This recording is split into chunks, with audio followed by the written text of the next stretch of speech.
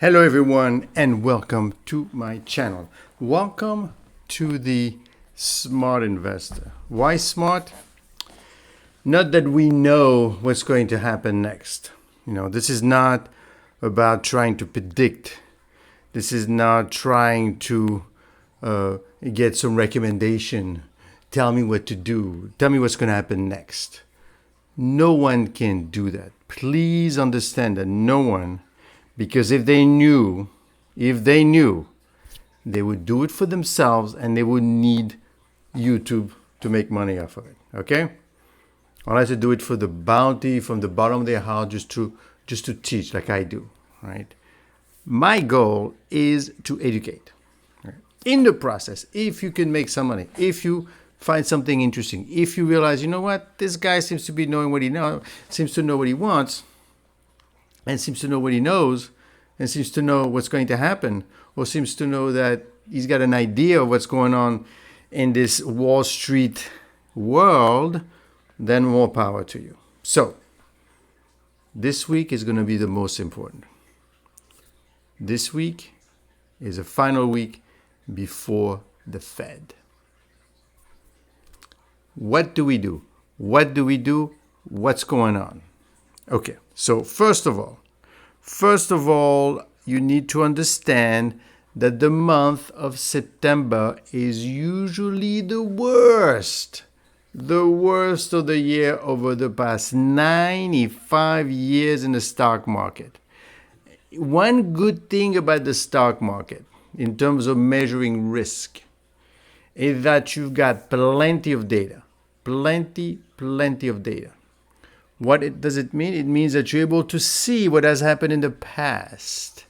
And because of what happened in the past, you could kind of detect, project, think, forecast as to what's going to happen in the future. How do you think they predict the weather? They look at what happened in the past. Well, every year, this time of the year, the temperature drops, right? That's happening. Maybe it drops more than usual, maybe it drops less, maybe it drops earlier, but it usually drops. Now I'm bringing the weather as an allegory because it has been shown that we are trying to create algorithm based on what the weather is doing in the way we predict the weather in order to predict stock market prices. And what do they have in common? Years and years and years of historical data and recorded. Sounds obvious, right? Hold on for a second. Don't forget. Subscribe to this channel so you get updated. I update videos every single day. I've got lots of things to say. I've got lots of things to teach, right? So if you go historically, we got lots of information for the weather. We have lots of information for the stocks. But you're going to say, well, big deal. Well, no big deal, because if you want to get involved in real estate, how much historical information do you have? Well, we have lots of information because we know, how much houses sold for in a particular area. I'm not talking about buying and selling a house. I'm talking about actually making money from rentals, for example, rental property. I did that, right? And in this case, the risk involved is not easy to measure because you don't have historical numbers. No, you don't. I mean, you know how much the house rents for? Fine. Do you have historical records? When they sell you the house that you're going to be putting tenants in, they don't tell you how much money you're going to be making. They say, well, try $1,500 rent. If it works, great. I don't know if this tenant's going to be paying you. You have no historical records for what a tenant's going to pay you. You have no historical in terms of what happens to the house. Is there something broken? It's something that breaks all the time. You're learning as you go along, and that's why real estate is a lot more risky than you think that it is. Okay? So forget real estate. Forget the weather, back to stock market. So, you need to know that September is the worst. For the past 95 years, with an average return of 1%. Okay? So you got that going for you. The other thing you have to good for you is that this is a presidential year. This is a presidential election. This is going to be lots of activity. There's going to be a debate next week. The week after, we're going to have the Fed doing certain things. What is going to happen? What is going to be the focus? But usually the stock market does well in an election year because obviously the people that are in the White House, they want to remain in the White House. And how do you remain in the White House? We're making sure everything goes smooth. We don't look at what the stock market has been doing, right? I mean, I don't know if it's because of Biden, but somehow it's pretty good for him because the stock market is going up. How's the economy going? Technically, we have no recession. I mean, I know that people are saying, whoa, look, it's going to be bad. They've done worse. I don't know. If you look at all the numbers, GDP has been revised upward. What else happened? The jobless claims has declined. Unemployment actually went down from 4.3 to 4.2. I know there's rumbling of recession, which you're not going to see. The point I am trying to tell you is that during the election year, things tend to be much better and things seem to be more rosy, and the government in place try to do everything to keep it that way.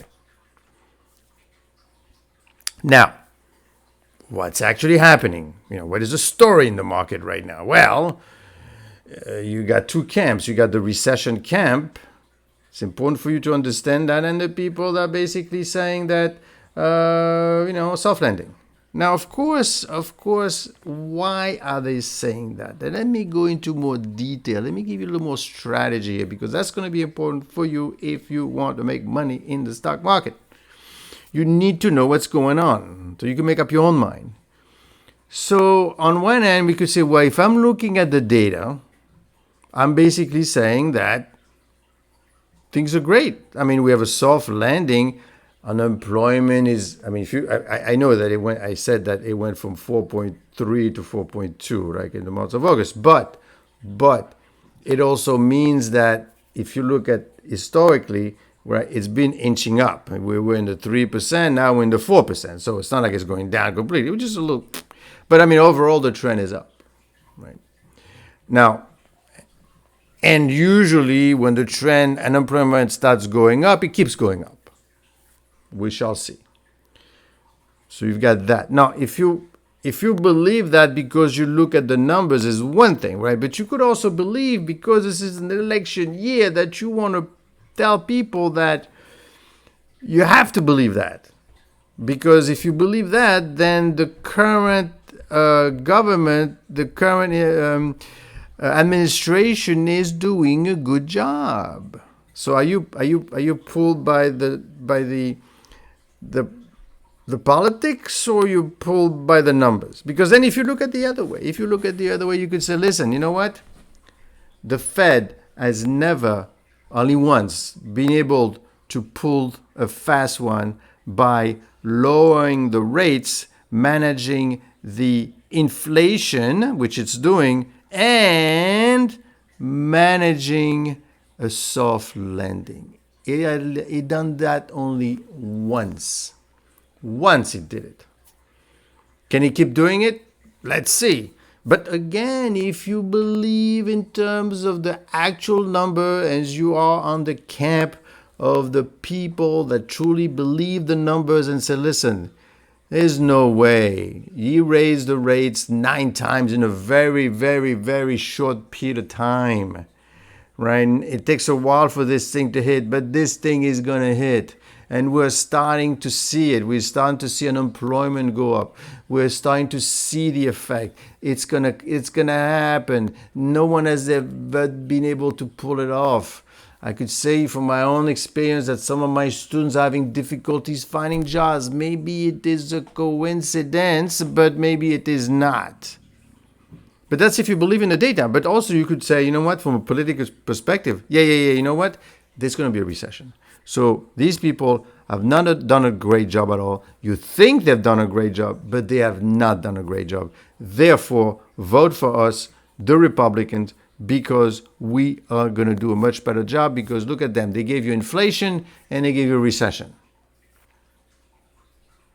right? So you've got to be careful as to which camp you're in and how much of it are you driven. And this is another theme for this channel, is that you need to understand the players.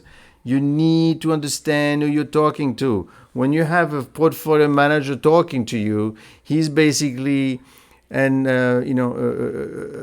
up his game, right? She probably has some sort of a portfolio that she wants to sell to you, because obviously if she says, I like Apple, and everybody buys Apple, Apple goes up, she looks smart.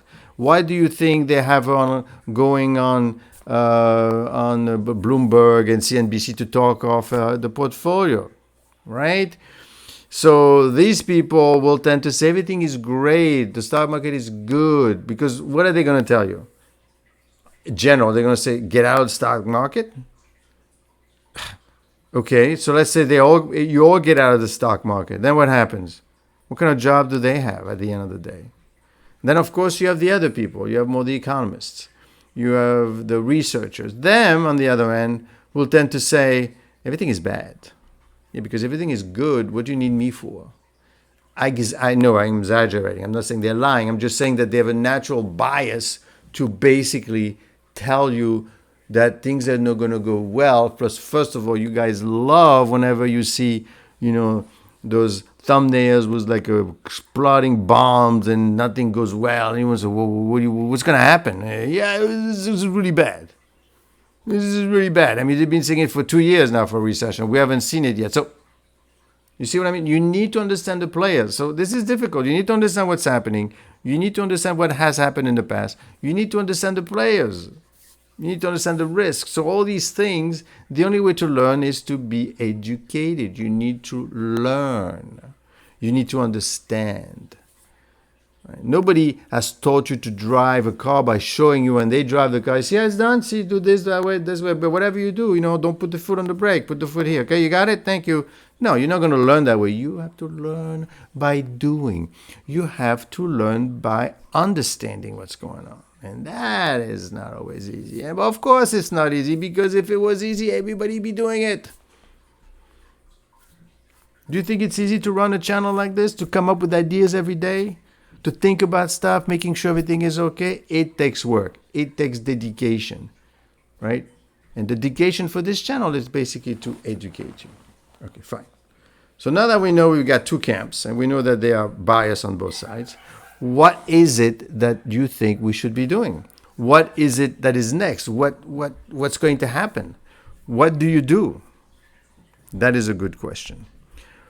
The point is, because we have two camps that are fighting it out constantly, that are telling you different stories, that are creating confusion. I mean, NVIDIA was doing just fine, right, up until July. And then somehow, I don't know how, somehow people start saying, you know what?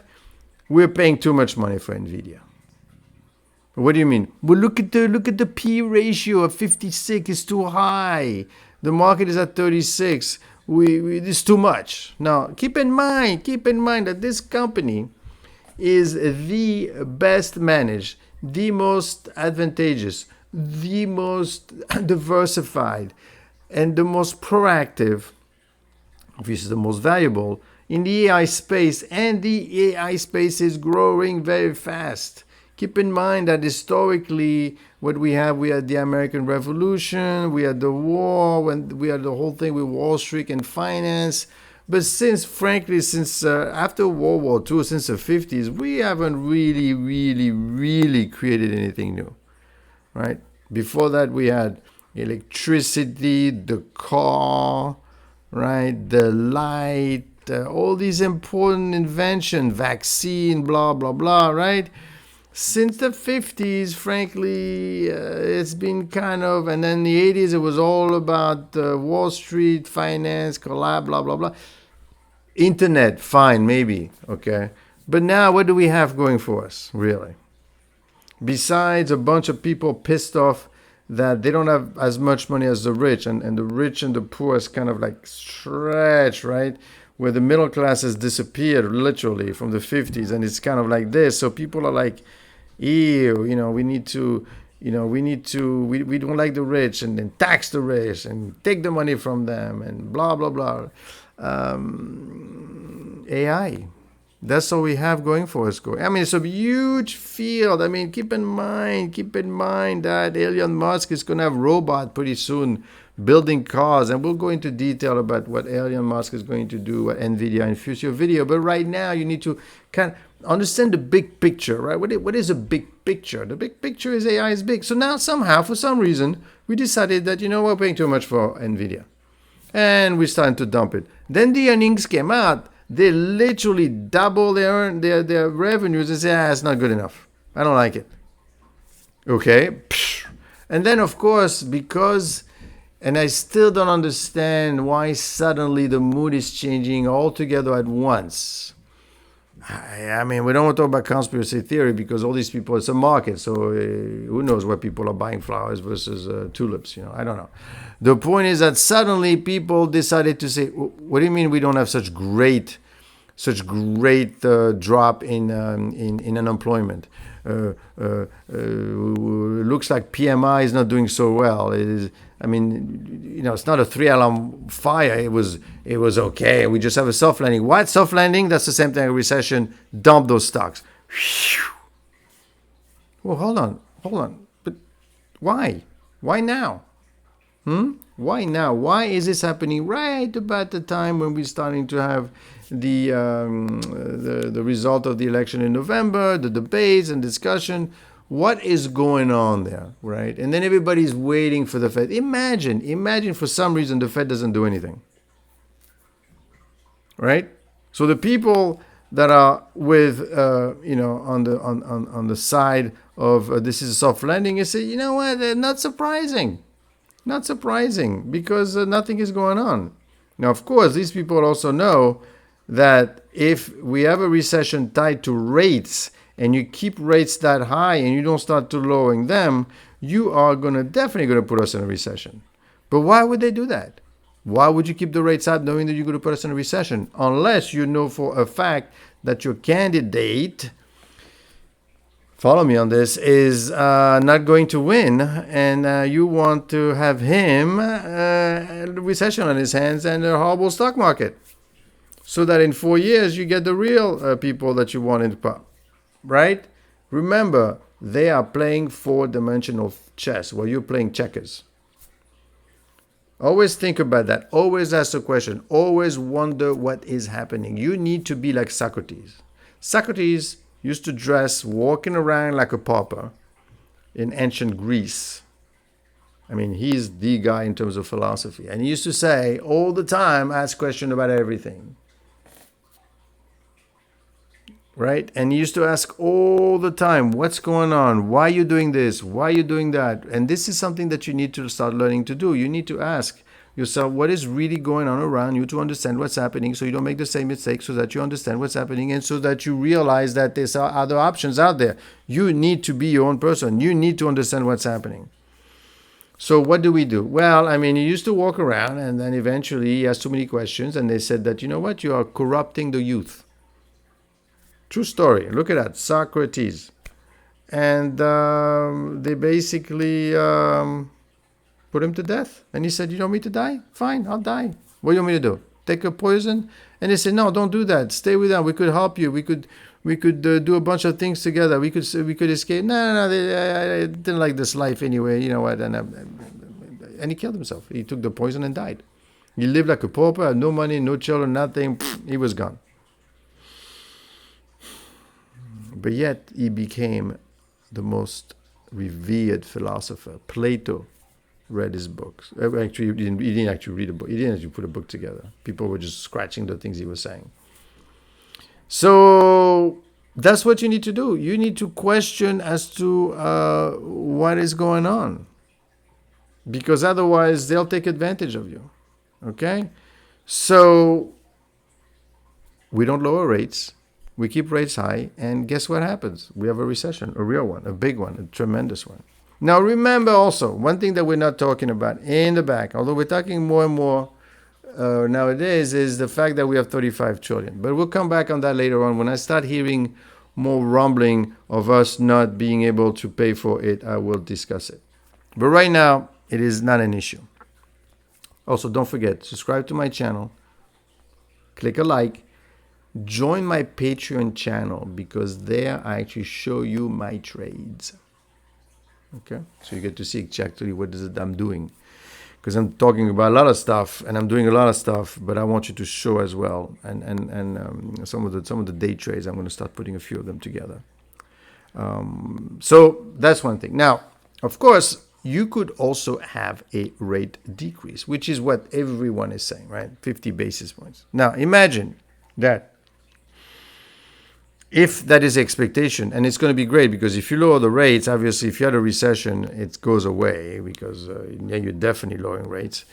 The thing is, believe it or not, if you lower rates by 100 basis points or 150 basis points, like 100 basis points this year and then 150 basis points next year, you could increase GDP by 2%, but you could also increase inflation back to by at least 1%. So you got to be careful here, right? If you start lowering rates too far down, you are going to create inflation again. What do you think they're going to do? I don't know what they're going to do, but I could tell you that much. Over the next 2 weeks, there's going to be a tremendous amount of uncertainty. And that, my friends, is how you take advantage of the market, because that is also another cornerstone of this channel. We need to take advantage of the market. Don't let them take advantage of you by telling you it's time to sell. Sell NVIDIA because it's too expensive. Sell. It's not worth it. Who decided it's not worth it? I mean, don't forget, NVIDIA has a P ratio of 56. I think it's down to 48 now. But this is based on this year's P ratio, right? This year's earnings.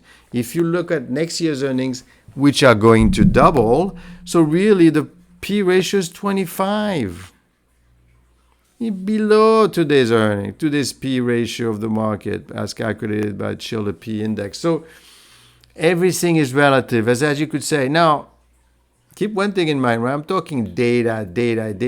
There's just a really recent research that came out that basically tells us that the accuracy of the data that we're seeing, remember last week, the numbers of the payroll numbers were off by like 800,000 2 years ago. They realize now, later on, a year later.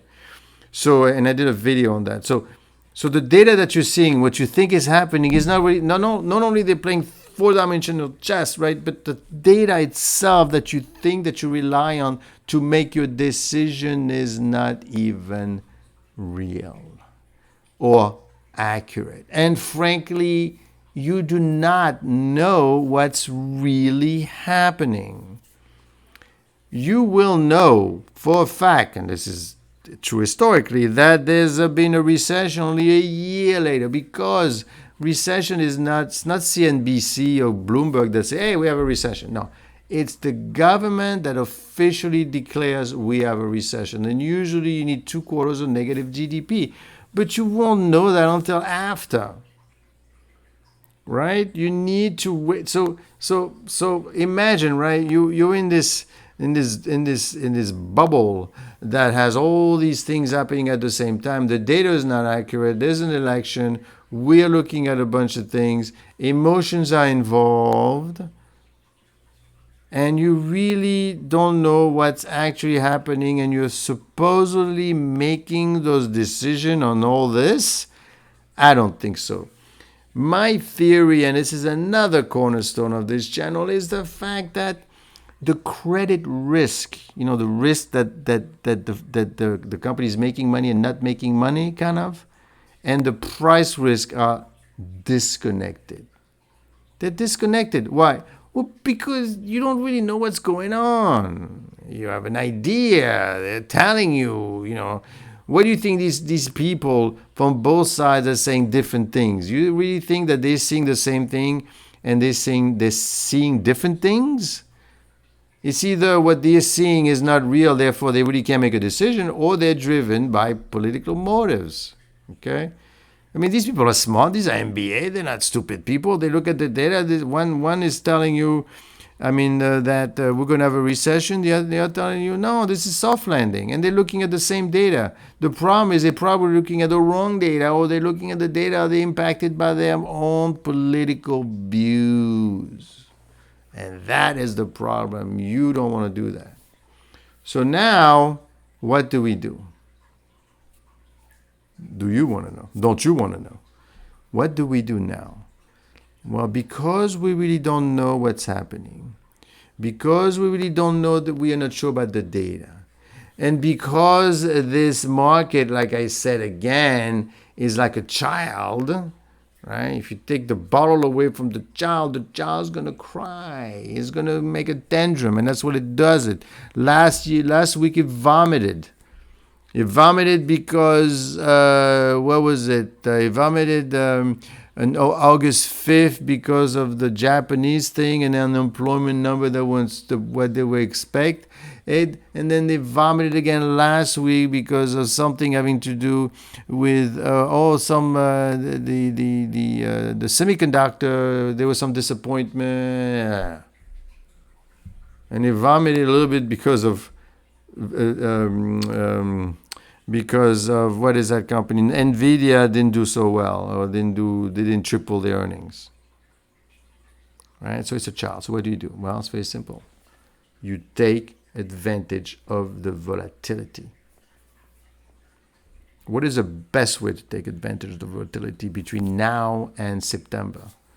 Well, if you're really daring and you understand the risk, then you go for option. You take a call option. You could have done that last week. You could have done a put on the S&P maturing in November, and you would have cleared yourself about 38% in 2 days. Check my Patreon channel. You could do that. No, if you don't want that kind of volatility, you just, instead of November, you pick a December maturity. You could even pick a 2025 maturity on the call option or the put option, depending. And frankly, you could take both. You could be positive with the call and negative with the put, because there's so much volatility, you're going to hit them both. Not at the same time, but you're going to hit them both. Or what you can do, you day traders, start, and I will do a video on that, start to look at some of the individual movement, because now that we're saying that the price risk is different than the economic or the credit risk, therefore what you do is that you understand how the price moves the same way you're looking at the weather. Remember what I said originally? You're looking at the weather patterns and you try to predict it's summertime. I don't think we're going to freeze in the summertime. Why? Because I've been looking at weather data for the past 300 years and I could tell you that it's not going to freeze. I know that much. Just applies that same thinking to stocks. And see what happens. Now, the way you do it, right? Don't just like, oh, okay, it's going up, it's going down, so I think it's going to go up. No. It's going to go up, it's going to go down, it's going to go up, it's going to go down. And you say, you know what? I'm not going to trade. I'm going to assume it's going to go up. Take a look at it. Is it going up? Oh, then you're onto something. Right? You've seen a pattern, and it seems to be working. Right now, you're going to have all that because there's a lot of volatility going up and down, up and down, up and down, up and down. I mean, all of my portfolio of small cap stocks have gone down. All of them. And these are great companies. Are you kidding me? Next week, I am telling you, buy any of those and take a look. I mean, okay, now we're not talking 2,500% here. What we're going to talk about is stock is trading maybe for $10, right? You get yourself, you want to make $500 in one day. All you need is that $10 stock to go from 10 to 11, right? And that means that, and if for every single share, you're making $500. So if you buy yourself 1,000 shares, right, at $10. So that means you're going to spend $10,000, and that one goes up by $1. How many shares did you buy? You bought 1,000 shares, right?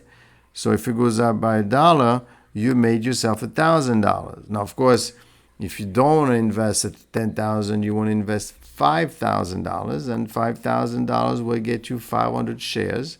And if the one share goes up by $1, you made 500. This thing is going like this. Okay, maybe it takes you 2 days and you make $250 a day. Then you get out and you start again. You know what I mean? But again, it's a job. I'm sorry, it's a job.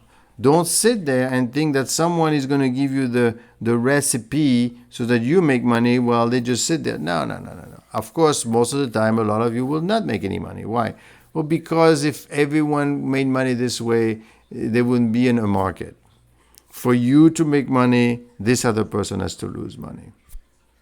But if you are careful, if you know what you're doing, if you understand the risk, and if you study, because that's the thing, right? What I'm going to do, I'm going to start looking at a couple of stocks and show you how they trade. In fact, if you look at my videos from 2 days ago, right, I did exactly that on NVIDIA. And I show you, take a look at it, you'll see. I show you, say, it does this, and I think it's going to go there. Then I made a little circle, a little square, and I said, look, it's going to go in the square. And guess what? It went in the square. Right? So overall, you need to understand that price cut, right, are going to happen. We are going to have them, and I think it's great. Why are we going to have them? Because they said so. The thing is, you need to start to look at it at a different level. Don't look at it just as a purely what they're saying. Yes, is what they say and what they mean. Because remember, because the market is like a child, when you tell a child that Santa Claus doesn't exist, they're going to be very upset. So you don't say things like that.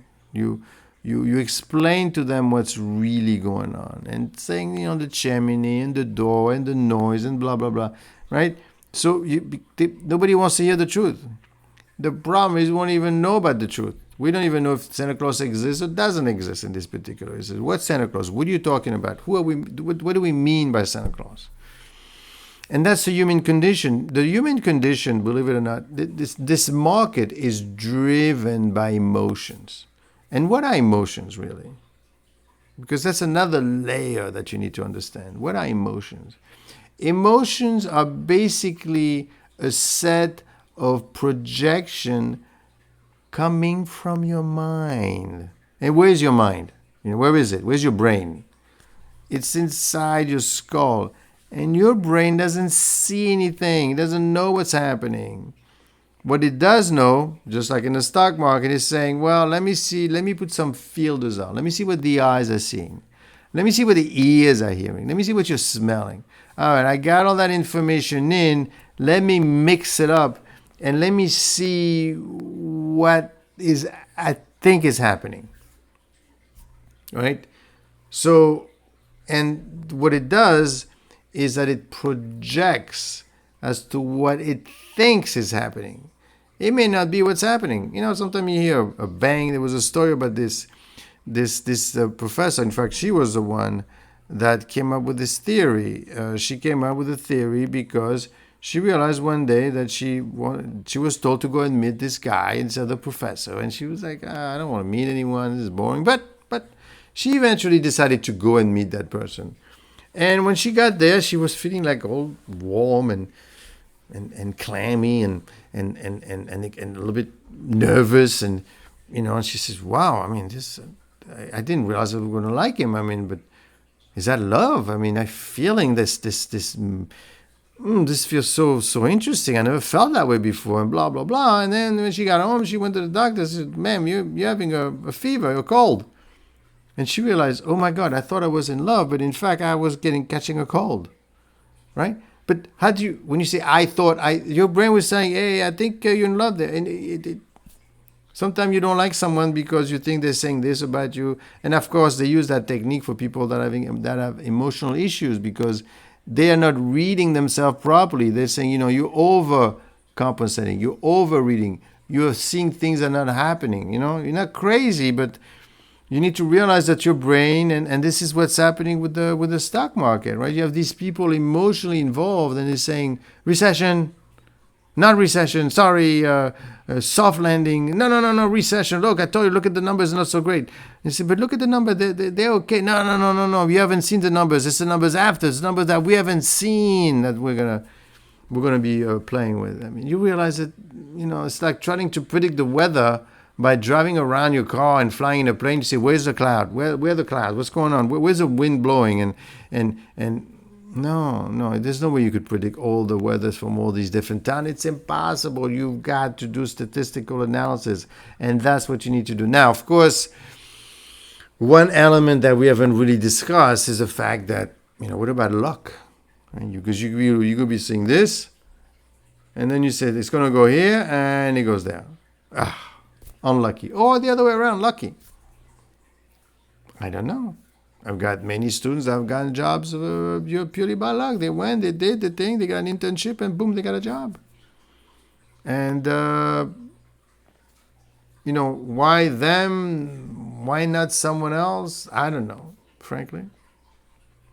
But that is the effort that needs to be undertaken for you to know what it is. So, in terms of the day traders out there, the one that want to do day trading, okay, so you need to understand that, one, we are looking at the price movement per se. We are looking at the price as that is actually happening, dissociate itself from the credit risk, the news, and all that. Can that be done? Yes, it can be done. It has been done. It will be done. Can you do it? Well, you have to learn how to read. You need to learn how to read the chart. Now, of course, if you get fancy, you could say, okay, the chart is telling me this, but I also know that next week is going to be a lot of volatility in the market. So maybe it's going to cramp my style because, I'm going to have lots of influences on the stock itself having nothing to do with the movement now, but maybe somehow, the news or the angst is impacting the stock. And that is why you need discipline, meaning that if you're saying it's going to do this, and it does this, then you get out. Can you get out? Can you be a loser? Right? Can you be a loser? You need to learn how to lose. If you don't know how to lose, then you're going to be a bigger loser because you're going to be right all the time. So it doesn't go your way, you get out. Now, of course, don't do that with options because that's a very difficult thing to do because options also have a bid and ask that is pretty wide. What you buy versus what you sell. So you got to be careful. But if on a simple stock, you could do it. And if you're wrong, if you decide, I'm going to be right, well, stick. You still own the stock, right? You're going to write it down for a while. Now, of course, as I say all the time, make sure, especially if you go for small stocks, that, and I know it's a credit discussion, make sure you protect yourself. Make sure that you understand what the stock is doing. How do you know that you have a good stock? Because I know the price movements by itself. Let's forget about the credit. Well, the problem is that if you're going to hold this thing for more than one day, then obviously you need to look at the credit because the company is having some credit issue and it can't pay its debt. It's going to be a problem, right? If the company has low sales and is going to file for bankruptcy, you don't want that either. So whatever you do, whatever you're going to play that game,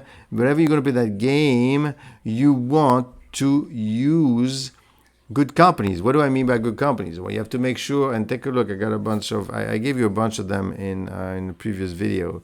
And of course, my Patreon channel has all of my stocks. What am I saying? Well, you want to make sure that sales are growing, or revenues. Growing by what? 100% a quarter? No, but you need at least 10%. See a trend of 10%. So you want to make sure the company has some sort of revenue. It's somebody wants their product, right? That's the first thing. The second thing that you want to make sure that we have some profit. Make sure that the EBITDA, the cash flow is going up as well, right? You don't want to make money and making revenues and no cash is coming in. The third thing you want to do, obviously, you want to make sure that the interest expense is kind of under control. That's very important. You don't want them to have too much debt. Especially now with rates being so high. That's the reason why if you're able to find a small stock, small cap, meaning market capitalization of less than 2 billion, it's going to be good, because as the Fed is going to lower the rates, mortgages are going to go down, but it's a different topic. But the small companies that are always in need of financing will find it easier time in a small rate environment. So as the rates are going down, these companies are going to do great. Plus, what you want, obviously, you want to make sure that you don't have too much debt. So at least your stock held after one day, you're confident that's going to be okay, that you're not going to have to worry about the credit. Now, obviously, as soon as you can, get out, because don't forget, what are you here? You're for making a long-term gain, or you're going for a short-term gain? Short-term gain means you got to watch this thing like a hawk, right? If this thing is up, you're making $500, you get out. You get out. Don't be greedy. You get out and you find another pattern. There's lots and lots and lots of stocks. So take a look. I mean, you could pick, because it's just a pattern, it doesn't really matter the stock at the end of the day, but only if you only for one day, right? You do your thing. If the thing doesn't work, you get out. Now, if you stay in and that thing, the reason why you're not doing well is because the stock is having some issues. And now you're holding on and holding on. Emotionally, that is not good, right? And that's the reason. Keep in mind that most of you are going to lose money, right? Well, therefore, I should hold stock for a long period of time. Well, but you're also losing money if you hold the stock for a long period of time. What do you mean? Well, let's say you go in the S&P, right? And you get 10% every year. You are losing money. You are losing the money that you could have made if you put your money in a couple of stocks instead of having a portfolio. I hate to tell you, that's a fact. Why do you think that Warren Buffett only plays around with maybe 10 stocks? He doesn't have a portfolio of 500 stocks. Because he only buys what he knows. He buys what he understands. And that's what you need to do. You need to buy what you understand. So understand 5, 6, maybe 7 stocks and follow them, understanding, and play with them. It's okay, right? Because you'll understand how they work. You understand what's happening. I know there's a bunch of things happening with the economy and the Fed. But if you're doing day trading, you go in and out, in and out, in and out, in and out, in and out. That keeps you busy, trust me. But at least you understand how this thing works. That's important. That is key. So it depends what kind of investor you are. It depends what you want to do. But whatever you do, make sure that, one, you want to buy when everybody else is selling, right? And right now, I wouldn't say everybody else is selling, but a few people are selling. So you should be buying. You want to make sure that you understand who the players are. You want to make sure you know who is it that you're talking to. Are you talking to a firm? Are you talking to a seller? Are you talking to an investment bank? Are you talking to someone trying to sell you a product? Are you talking to a portfolio manager that's telling you about his portfolio? You need to understand who the players are. That's very important. Do not look for prediction and recommendation, because you're not going to get it. You're going to get people telling you about recommendation. It's like predicting the future. Do you think people could predict the future? No. So I guess it's entertainment, right? Fine. If it's your money to waste, go ahead. Okay. Also, understand it is not so much what is happening, because we don't know what's happening. It's what we think is happening. Now, some of your brain think, oh, this person is in love. I think I was in love and I wasn't in love. I just had a fever. It's what you think is happening. That is what's important. That is key. That is the reason why you need to be careful. Okay? So next week is going to be very interesting. I will start looking at a few positions that I'm going to put, maybe a couple of shorts, to say, hey, look at this pattern here. Pay attention. And I will see you. And don't forget to subscribe. And don't forget to like it. And we'll see you every single day until we make some real money in this stock market.